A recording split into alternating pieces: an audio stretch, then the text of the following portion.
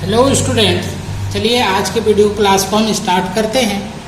आज के इस क्लास में हम क्लास 12 की केमिस्ट्री पढ़ेंगे। सबसे पहले देखिए, मैं यहाँ पे लिख देता हूँ क्लास क्लास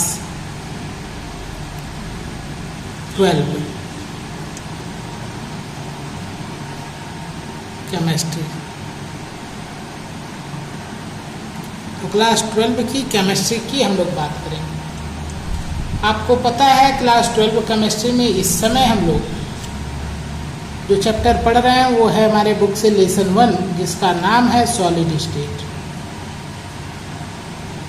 और सॉलिड स्टेट नाम के इस चैप्टर में हम लोगों ने पिछले क्लास में बात किया था एकक कोष्ठिका में हम लोगों ने बात किया था निविड संकुलन। पिछले क्लास में हम लोगों ने निविड संकुलन को कंप्लीट किया था। अब आज की हमारी टॉपिक है संकुलन क्षमता। तो देखिए, अब हेडिंग यहाँ पे हम लगा देते हैं संकुलन क्षमता। संकुलन क्षमता को अंग्रेजी में हम कहेंगे पैकिंग एफिशिएंसी।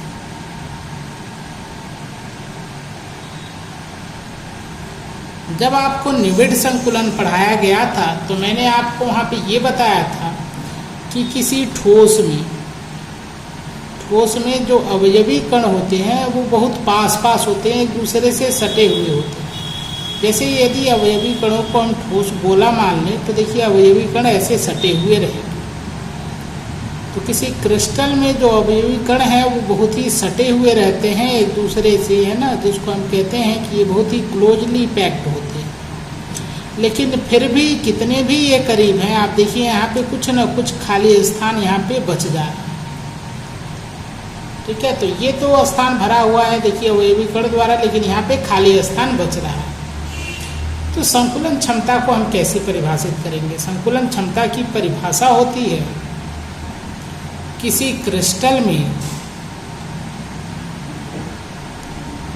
क्रिस्टल का वह आयतन जो अवयवी कणों द्वारा भरा जाता है, जो अवयवी कणों द्वारा घेरा जाता है, या आप देखिए भरा जाता है, जो अवयवी कणों द्वारा घेरा जाता है उस क्रिस्टल की संकुलन क्षमता कहलाती है। उस क्रिस्टल की संकुलन क्षमता कहलाती है। उस क्रिस्टल की संकुलन क्षमता कहलाती है।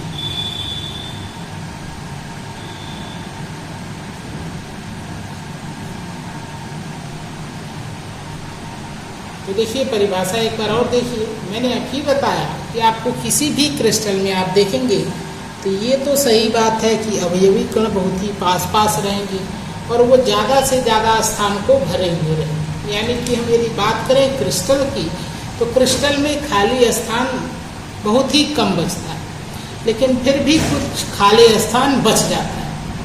अर्थात किसी भी क्रिस्टल में कुछ स्थान ऐसा होता है कि जो अवयवी कणों के बाद बच जाता है, शेष रह जाता है, जहाँ पे कोई अवयवी कण नहीं होता। तो हम संकुलन क्षमता कैसे ज्ञात करेंगे?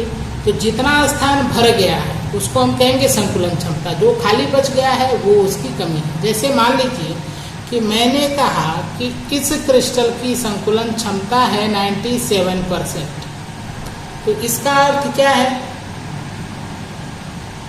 जैसे मान लीजिए 97 नहीं, जैसे मान लीजिए हम इसको 74 कहते हैं, मान लीजिए इसको 74% कहते हैं, तो इसका अर्थ क्या है कि जो इस क्रिस्टल के अवयवी कण थे उसने क्रिस्टल के 74% यानी कि 74% आयतन को घेरा है या भरा है।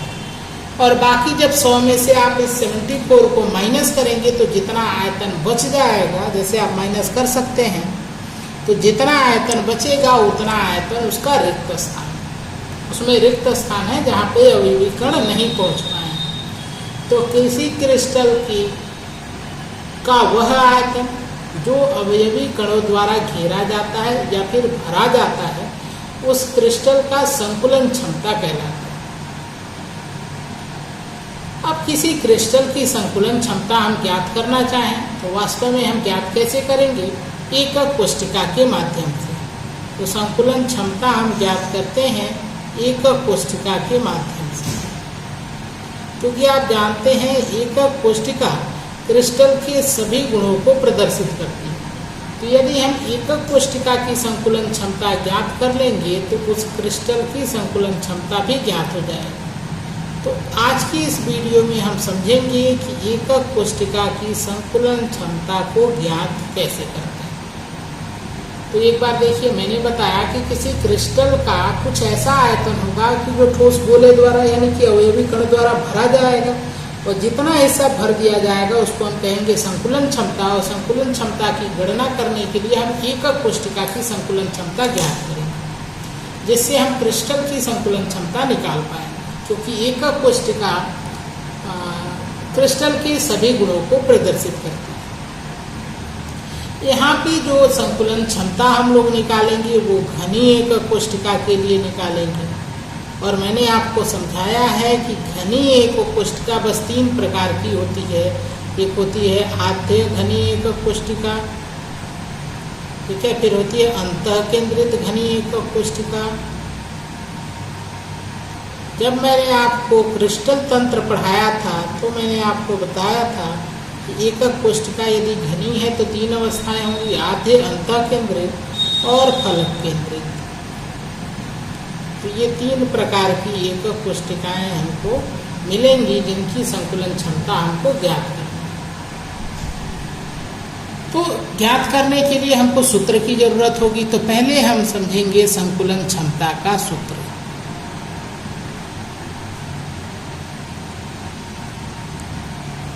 तो संकुलन क्षमता के लिए हम लिख सकते हैं एकक कोष्ठिका में अवयवी कणों का आयतन, एकक कोष्ठिका के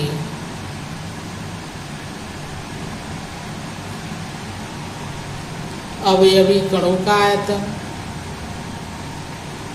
अवयवी कणों का आयतन एकक कोष्ठिका के अवयवी कणों का आयतन बटे एकक कोष्ठिका का कुल आयतन, बटे एकक कोष्ठिका का कुल आयतन।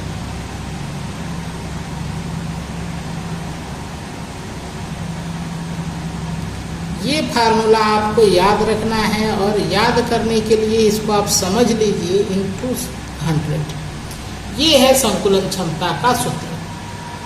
अब ये सूत्र याद कैसे हमको रहेगा, इसकी हम लोग बात करते हैं। तो देखिए संकुलन क्षमता का सूत्र ये। अब ये सिंपल सा मैथ का सूत्र है। जैसे आप मैथ में पढ़ते हैं कि मान लीजिए आपने पढ़ाई किया, आपका कुल मार्क नंबर था 100 और इसमें से आपने पाया 75 मार्क्स, तो आप प्रतिशत कैसे निकालते हैं? आप क्या रखते हैं, जितना मार्क आपको मिला बटे कुल मार्क कितना था और गुणे 100 करते हैं। ऐसे ही आप प्रतिशत निकालते हैं। तो संकुलन क्षमता को भी हम प्रतिशत के रूप में ही व्यक्त करेंगे, जैसा कि मैंने यहाँ पे समझाया कि संकुलन क्षमता को यदि हम परसेंटेज में व्यक्त करके ये कहें कि 75% किसी क्रिस्टल की संकुलन क्षमता है, तो मतलब 75% या 74% है, तो 74% क्रिस्टल के अवयवी कणों ने घेर रखा है और बाकी जो बच रहा है वो खाली। तो यहाँ पे हम संकुलन क्षमता निकालेंगे कैसे? तो हमको निकालना है कुल आयतन क्या है, एकक कोष्ठिका का आयतन। जैसे आपने यहाँ पे कुल नंबर रखा था, तो यहाँ पे कुल आयतन क्या है हमारा, एकक कोष्ठिका का आयतन। और कितना नंबर मिल रहा है, मतलब एकक कोष्ठिका का कितना आयतन भर रहा है। तो एकक कोष्ठिका का कितना आयतन भरेगा, जितने कण होंगे उतने ही तो आयतन भरेंगे। तो एकक कोष्ठिका के कणों का आयतन, क्योंकि कण अपने आयतन के बराबर ही तो स्थान को घेरेंगे, तो एकक कोष्ठिका के अवयवी कणों का आयतन बटे एकक कोष्ठिका का कुल आयतन गुणे 100, ये सूत्र हो जाएगा संकुलन क्षमता की। अब यदि एकक कोष्ठिका में अवयवी कणों का आयतन यदि आप निकालें तो आप कैसे निकालेंगे? देखिए मैं एक बार यहाँ पे लिखता हूँ, एकक कोष्ठिका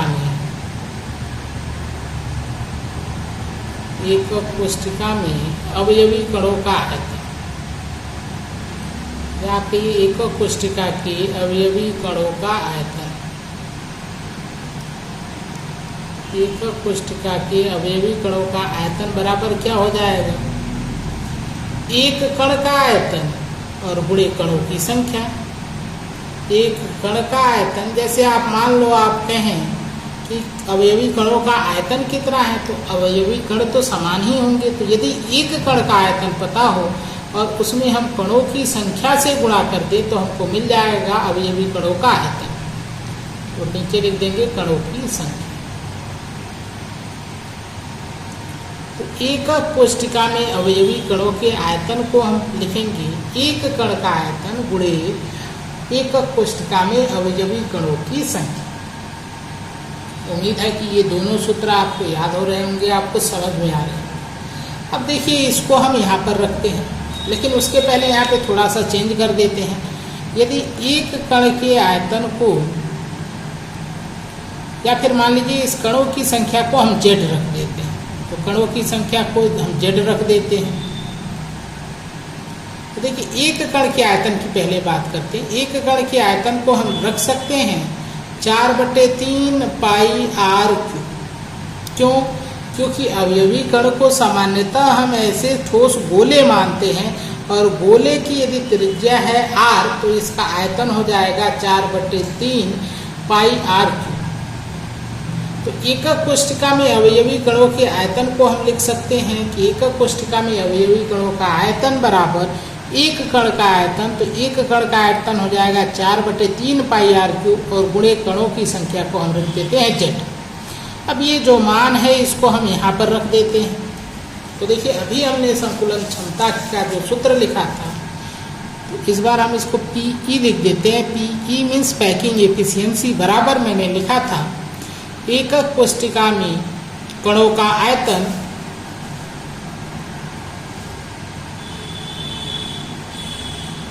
एकक कोष्ठिका के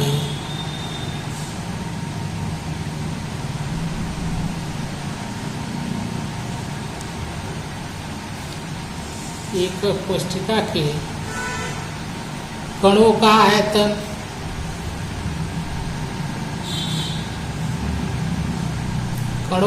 आयतन और बटे एकक कोष्ठिका में कणों की संख्या बटे एकक कोष्ठिका में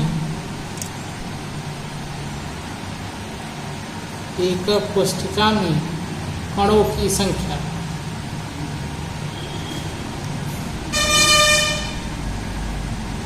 कणों की संख्या और गुणे 100, ये हमने लिखा था। और अभी देखिए यहाँ पे मैंने लिखा कि एकक कोष्ठिका में जो कणों का आयतन होगा इसको हम लिख सकते हैं 4/3 पाई r क्यूब गुणे z। तो हम यहाँ पे देखिए लिख रहे हैं PE बराबर, यहाँ पे एकक कोष्ठिका में कणों का आयतन हो जाएगा 4/3 पाई r क्यूब और गुणे z, बटे एकक कोष्ठिका में कणों की संख्या, सॉरी एकक कोष्ठिका का आयतन यहाँ पे रहेगा। तो देखिए यहाँ पे थोड़ा सा चेंज हो गया, गलत हो गया है। यहाँ पे लिखेंगे आप एकक कोष्ठिका में कणों का आयतन बटे एकक कोष्ठिका का आयतन, एकक कोष्ठिका का कुल आयतन। इसको थोड़ा सही कर लीजिएगा। एकक कोष्ठिका के कुल आयतन को हम लिख सकते हैं AQ, क्योंकि एकक कोष्ठिका हम कैसा ले रहे हैं, घनीय लेंगे, तो घन का आयतन होता है AQ गुणे 100। तो ये सूत्र हो गया पैकिंग इफिशियंसी की। अब इस सूत्र का प्रयोग करके हम विभिन्न प्रकार की एकक कोष्ठिकाओं की पैकिंग इफिशियंसी ज्ञात करेंगे। और इस क्रम में सबसे पहले हम निकालेंगे पैकिंग इफिशियंसी यानी कि संकुलन क्षमता आद्य घनीय एकक कोष्ठिका की। तो देखिए मैं लिख रहा हूँ सूत्र, आद्य घनीय एकक कोष्ठिका की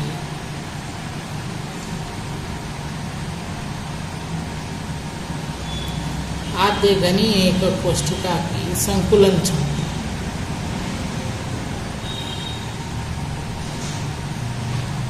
आद्य घनी एकक कोष्ठिका की संकुलन क्षमता। तो यहाँ पे आद्य घनी एकक कोष्ठिका हम बनाते हैं। देखिए यहाँ पे थोड़ा सा समझिएगा आप ध्यान से, क्योंकि ये काफ़ी समझने वाली बात है। याद करेंगे तो कंफ्यूज हो जाएंगे आप, याद नहीं हो पाएगा, लेकिन आप इसको समझ लेंगे तो फिर हमेशा के लिए याद हो जाएगा। देखिए ये मैंने बना दिया एक घन। आप जानते हैं यदि आद्य घनी एकक कोष्ठिका की बात करेंगे तो अवयवी कण जो होंगे वो कोनों पर होंगे। केवल सभी कोने पर जब अवयवी कण होते हैं या परमाणु आपके ये होते हैं तो उसको हम कहते हैं आद्य घनी एकक कोष्ठिका। ये तो मैंने जालक बिंदु बनाया है। यदि मैं कण को बनाऊं तो कुछ ऐसे बनेंगे, ऐसे। देखो ये वाला कण कुछ ऐसा, इससे सटा हुआ सा ऐसा बनेगा। तो ऐसा ये बनेगा।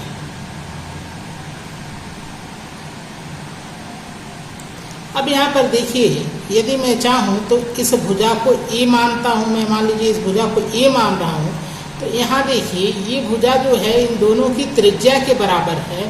तो यहाँ पे मैं लिख सकता हूँ ए बराबर 2r, ऐसा लिखा जा सकता है।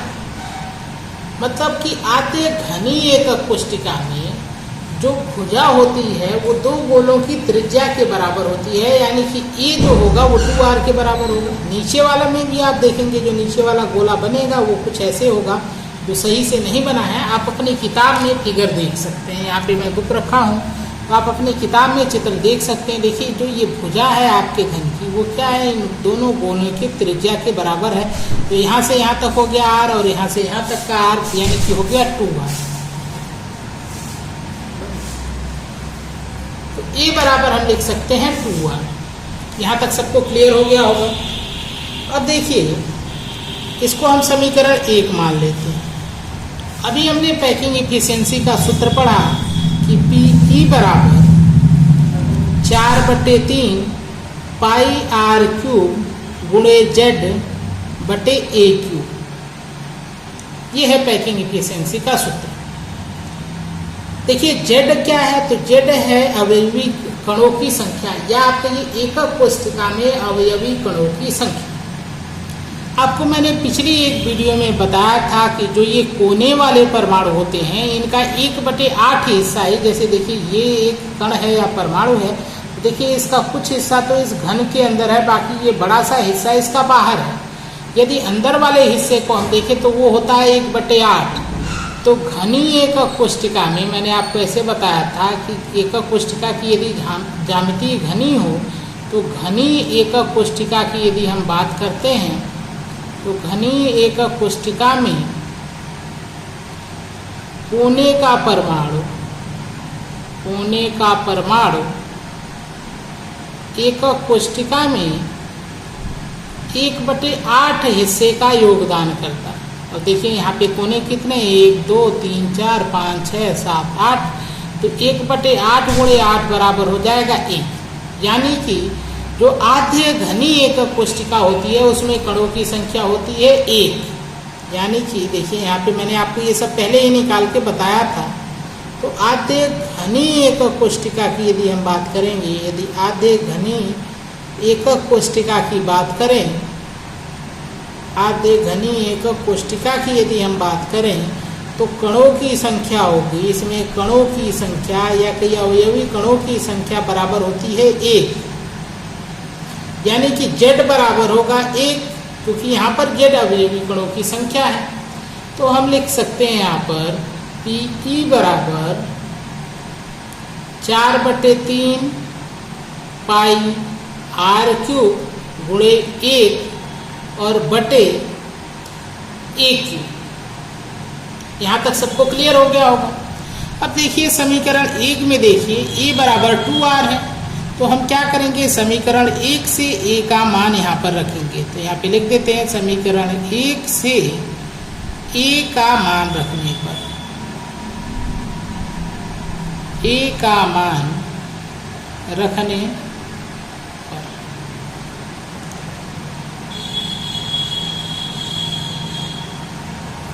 तो देखिए समीकरण 1 से ए का मान रखेंगे तो यहाँ पे हम क्या लिख पाएंगे, ध्यान दीजिएगा। यहाँ पर हम लिखेंगे, एक मिनट सर, हम लिखेंगे पी ई बराबर 4/3। देखिए यहाँ पे 4/3 है, पाई आर क्यूब, और गुणे 1 यदि मैं नहीं भी लिखूँ तब भी कोई बात नहीं है, फिर भी मैं यहाँ पर लिख दे रहा हूँ। ए की जगह पे हम क्या रखेंगे, 2r, तो यहाँ पे हम रखेंगे 2r, और देखो ए का क्यूब है तो अब हम इसका क्यूब कर देंगे। यहाँ पे रख दिया हमने 2r और इसका कर दिया क्यूब। यहाँ तक सबको समझ में आ गया होगा। आप देखिए इस लाइन को मैं यहाँ पे उतार देता हूँ, तो यहाँ पे देखिए मैं लिख देता हूँ पी ई बराबर 4/3 पाई आर क्यूब बटे 2r क्यूब। देखिए गुणे 1 है तो 1 का गुणा करेंगे तो कोई परिवर्तन नहीं होगा, तो 1 को मैंने यहाँ पे हटा दिया है। सॉरी, ये है होल क्यूब, 2r का होल क्यूब। अब इसका होल क्यूब आप कर दीजिए तो लिखेंगे हम पी ई बराबर 4/3 पाई आर क्यूब बटे 2 का आप क्यूब करोगे तो होगा 8, यानी 2 × 2 × 2 = 8 हो जाएगा, और r का क्यूब करेंगे तो r। अब यहाँ पे हम r क्यूब को r क्यूब से कैंसिल कर सकते हैं। अच्छा, एक चीज़ यहाँ पे मिसिंग है, ×100 भी होता है फार्मूले में, तो यहाँ पे ×100 छूट गया है, यहाँ पे भी शायद छूट गया था। तो देखिए यहाँ पे फार्मूले में ×100 होता है, यहाँ पे ×100 होगा और यहाँ पर भी ×100 होगा, ठीक है, क्योंकि पैकिंग एफिशिएंसी हम परसेंटेज में कैलकुलेट करें। तो ये क्लियर है। अब आपको यहाँ से R से R कैंसिल हो जाएगा, ठीक है। तो पी ई बराबर हमको मिलेगा, पी ई बराबर 4/3 पाई बटे 8 गुणे 100। अब इस मान को जब हम कैलकुलेट करेंगे, आप इसको कैलकुलेट कर सकते हैं।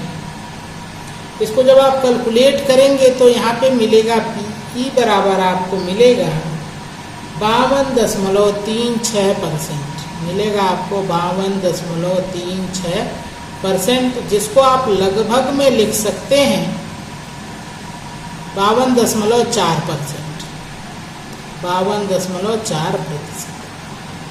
तो ये हो गई इसकी पैकिंग एफिशिएंसी। किसके लिए ये मान, किसके लिए आपको मिला है, आद्य घनी एकक कोष्ठिका के लिए, आद्य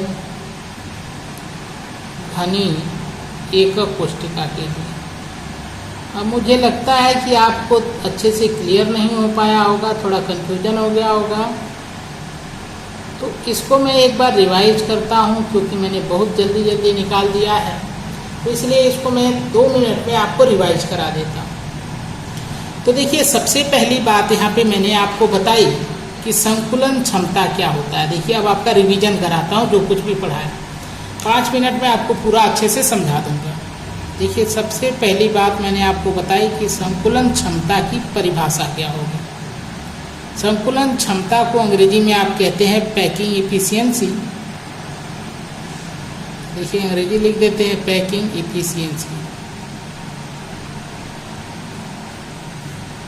तो परिभाषा क्या हो जाएगी, तो हमने बताया किसी क्रिस्टल का जितना आयतन अवयवी कणों द्वारा घेर लिया जाता है उसे कहते हैं क्रिस्टल की पैकिंग एफिशिएंसी या संकुलन क्षमता। तो हम कहेंगे किसी क्रिस्टल के अवयवी कणों द्वारा, किसी क्रिस्टल के अवयवी कणों द्वारा घेरे गए आयतन को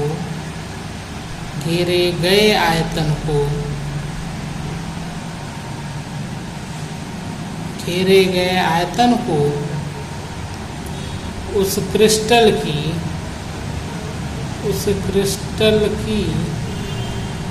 संकुलन क्षमता कहते हैं। उस क्रिस्टल की संकुलन क्षमता कहते हैं। उस क्रिस्टल की संकुलन क्षमता कहते हैं। तो किसी क्रिस्टल के अवयवी कणों द्वारा घेरे गए आयतन को उस क्रिस्टल की संकुलन क्षमता कहते हैं। अब संकुलन क्षमता के सूत्र को मैं आपको एक बार फिर से समझाता हूँ। 2 मिनट में देखिए, तो हम लिखेंगे संकुलन क्षमता। अब देखिए घेरे गए आयतन के लिए आप क्या लिखेंगे। मैंने अभी आपको एक बात भी बताई थी कि संकुलन क्षमता को आप एकक कोष्ठिका में कैलकुलेट करेंगे, क्योंकि एकक कोष्ठिका से हम क्रिस्टल की संकुलन क्षमता ज्ञात कर सकते हैं। तो संकुलन क्षमता की गणना हम करते हैं एकक कोष्ठिका में।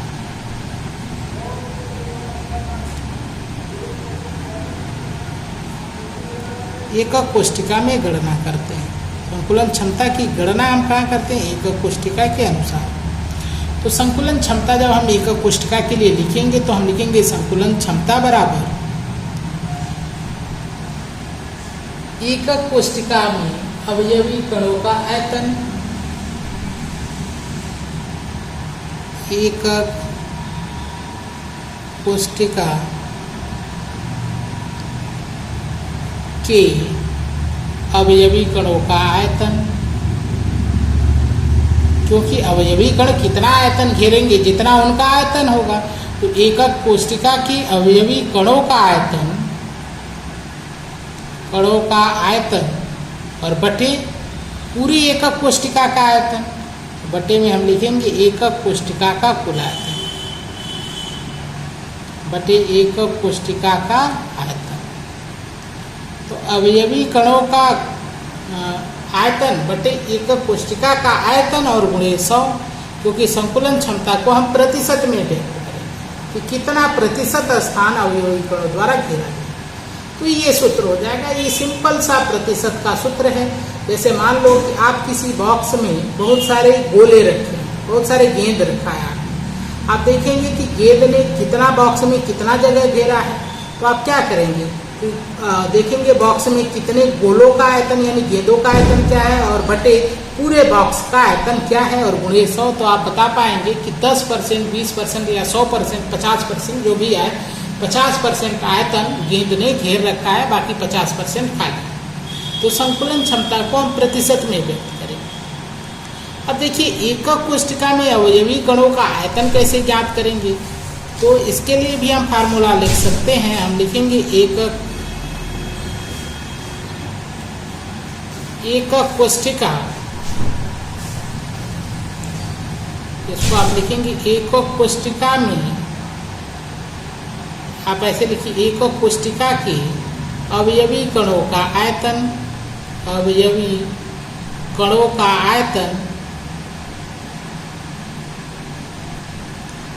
आयतन बराबर हम क्या लिख सकते हैं, आप लिख सकते हैं कि एक कण का आयतन गुणे कण की संख्या, एक कण का आयतन और गुणे अवयवी कणों की संख्या। अब यदि कण के आकार को हम ठोस गोला मानिए तो एक कण के आयतन की जगह पे हम लिख सकते हैं 4/3 पाई r³, क्योंकि ये गोले के आयतन का सूत्र है। और कण की संख्या को हम z रख दें और इस मान को हम यहाँ पे रखें तो हम लिखेंगे संकुलन क्षमता बराबर, देखिए इस मान को यहाँ पे रख दें तो हमको मिलेगा, संकुलन क्षमता को Pe लिख देते हैं। तो Pe बराबर एक कण, ये एकक कोष्ठिका में कणों का आयतन क्या हो जाएगा, तो हो जाएगा 4/3 पाई r³ और गुणे z और बटे एकक कोष्ठिका का आयतन कितना रखेंगे हम, एकक कोष्ठिका यदि घनाकार माने तो आयतन रख देंगे a³ और गुणे 100 तो पहले से ही है। तो ये हो गया संकुलन क्षमता का सूत्र, जो कि मैंने आपको दोबारा भी समझाया। अब हम बात करते हैं आद्य घनी एकक कोष्ठिका की संकुलन क्षमता। तो देखिए यहाँ पर जब आद्य घनी एकक कोष्ठिका हम देखते हैं तो इसके भुजा की लंबाई होती है 2r, क्योंकि यहाँ से यहाँ तक की दूरी r और इस दूसरे गोले की त्रिज्या r, तो पूरी भुजा हो गई 2r। तो जब हम बात करेंगे आद्य घनी एकक कोष्ठिका की तो हम कैसे निकालेंगे, तो देखिए हम एक फार्मूला यहाँ पे लिख लेंगे। हम लिखेंगे यहाँ पर a बराबर 2r, ठीक है। और फार्मूला पैकिंग एफिशिएंसी का भी हमने लिखा Pe बराबर 4/3 पाई r³ गुणे z और बटे a³ गुणे 100। अब देखिए z का मान 1 होता है, मैंने आधे घनी एकक कोष्ठिका के लिए, ये मैंने पीछे भी एक वीडियो में समझा रखा है। तो Pe बराबर मैं लिख दूंगा 4/3 पाई r³ गुणे 1 और बटे a की जगह पे मैं ये वाला मान रख सकता हूँ तो यहाँ पे रख दूंगा 2r का क्यूब गुणे 100। अब इसको थोड़ा सा सॉल्व करूंगा तो टी बराबर हो जाएगा 4/3 पाई आर क्यूब बटे 8 आर क्यूब। तो आर क्यूब से आर क्यूब कैंसिल हो जाएगा और गुणे 100 है यहाँ पर। जब इसको सॉल्व करेंगे तो आपको मिलेगा 52.36%। तो यानी आधे घनीय एकक कोशिका की संकुलन क्षमता हो जाएगी 52.36%। इसका अर्थ है कि आधे घनीय एकक कोशिका में अवयवी कण, सारे अवयवी कण मिलकर, वैसे तो कुल मिलाकर एक ही अवयवी कण है, अवयवी कण एकक कोशिका का 52.36% भाग घेर लेता है और बाकी लगभग आप देखें तो बचेगा 48%। तो वो 48% जो स्पेस होता है एकक कोशिका का वो रिक्त रहता है। तो उम्मीद है कि आज की वीडियो आपको समझ में आई होगी, आज की टॉपिक आपको समझ में आई होगी। इसको एक बार अच्छे से प्रैक्टिस कर लीजिए, आपकी बुक में भी दिया है वहाँ से भी पढ़ लीजिए और अपने कॉपी पे नोट बना लीजिए, क्योंकि ये बहुत ही इम्पॉर्टेंट है। ये कैलकुलेशन सीधा आपके एग्जाम में आता है कि आधे घनीय एकक कोशिका की संकुलन क्षमता ज्ञात करें या फिर समझा, तो आपको ये कैलकुलेशन करना होगा।